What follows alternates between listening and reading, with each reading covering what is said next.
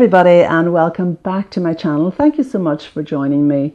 So in the last video I introduced the subject of temperament and we looked at the 9 temperament traits. So if you haven't had a look at that, I've put a link in the description below where you can check out that video, because today we're going to continue looking at the subject of temperament, and I'm going to be looking at particularly around the parent to child relationship. So let's briefly go through the 9 temperament traits. So activity level, that's the level of physical activity you need to move around. Initial reaction is how you respond to new situations, either withdrawing or approaching. Adaptability is how adaptable you are to change. Sensitivity is how sensitive you are to stimulation like sound, light or touch or taste. Distractibility is how distractible you are in situations. Intensity is how intensely you react to a situation. Persistence is your ability to be persistent in tasks. Your regularity and predictability of sleeping and eating behaviours. Mood is your general mood, whether you're more upbeat or whether you tend to be more negative. So research would suggest that 40 to 60% of temperament is genetic, and the other factors are a combination of neurobiological, environmental, cultural and life experience factors. Temperament really helped me whenever I was parenting our 5 boys, and I could really see how there were such individual differences, especially between our twins. So if you just have a look at this video, it shows you how different they both are.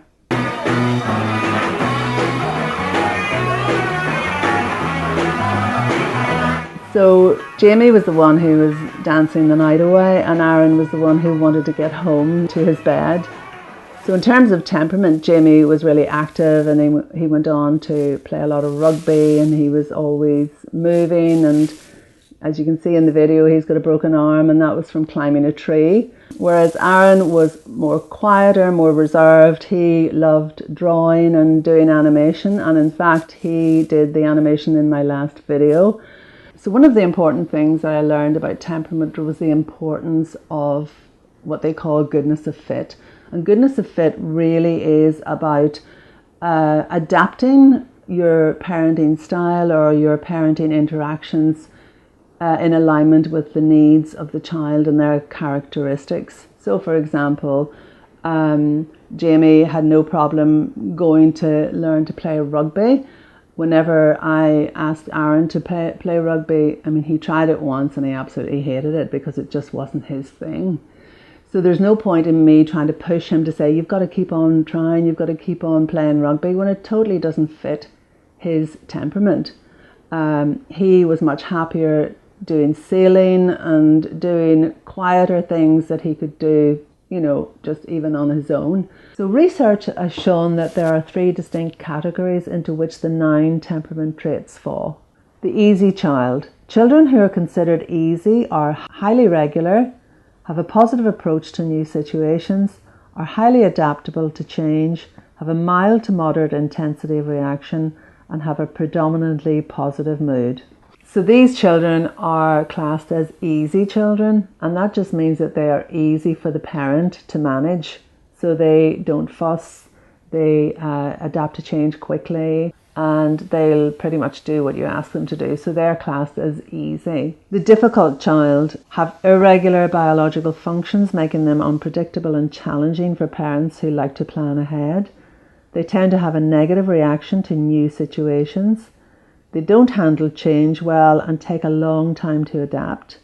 They have an intense reaction to positive and negative events. Whatever they feel at 100%, and they let everyone around them know about it. And they have a negative mood, typically seeing what is wrong with a situation before they can see what might be good about it. So the term difficult I don't particularly like, but it's more about that they are more difficult to manage. So they are slow at adapting to new situations. They're high intensity, so they make a fuss about things. They're probably less able to be adaptable in different situations. So it just is a lot more frustrating. So even any child who falls on the extreme of any of the temperament traits can be challenging. So it's not just necessarily the ones that I've just mentioned. So the slow to warm up child, they have a mild negative response to new situations and can withdraw, low intensity of reaction, low levels of activity, are slow to adapt, but after repeated contact they do adjust, are often mildly negative and considered to be sensitive or shy because they don't like to be pushed into things. So slow to adapt children eventually do warm up to situations. It just takes them a little bit longer to get used to new situations and maybe new people. So for example, a child maybe starting back to school in September could take till November to really settle into the school, whereas a child who's not slow to adapt are straight in there in September wanting to play with friends, etc. So it's about being patient with those children who are slow to warm up. Statistics show that about 40% of children have an easy temperament, while roughly 10% have a difficult temperament. Additionally, 10 to 15% of children display slow to warm up temperament traits. However, an estimated 40% of children don't fit into any specific category. Rather, they have a temperament that combines characteristics of all of the 9 temperaments. So for me, whenever I was parenting the boys, it was a full-time job actually trying to manage each one and look at their strengths, look at their abilities and really draw those out. And I know even as adults today, they say that was so helpful for them, that I was able to respectfully see what their strengths were rather than expecting them to be something that they're not. When a child sees that you understand them, they're much more likely to be able to want to please you as well. So, and you know yourself, if someone really gets you, does not feel so good. Well, that's the same for a child. So as adults, it's our responsibility to learn and to understand them. And that does take time. There's no question about it. So in the description below, I've put 2 links to a child questionnaire and an adult questionnaire. So if you print those out, get the child to fill theirs in. Whenever you've done that, get the child's questionnaire and mark their responses onto your questionnaire. There you can kind of see where maybe there's a good fit, and also you can see where maybe there's potential for frustrations or misunderstandings. It's a really quick and easy way for you to get to know your child and also get to know yourself and how you interact with each other, and maybe some strategies that you need to put in place in order to have a more harmonious family life. So if you find this video helpful, don't forget to like it, to share it, and to subscribe if you haven't already.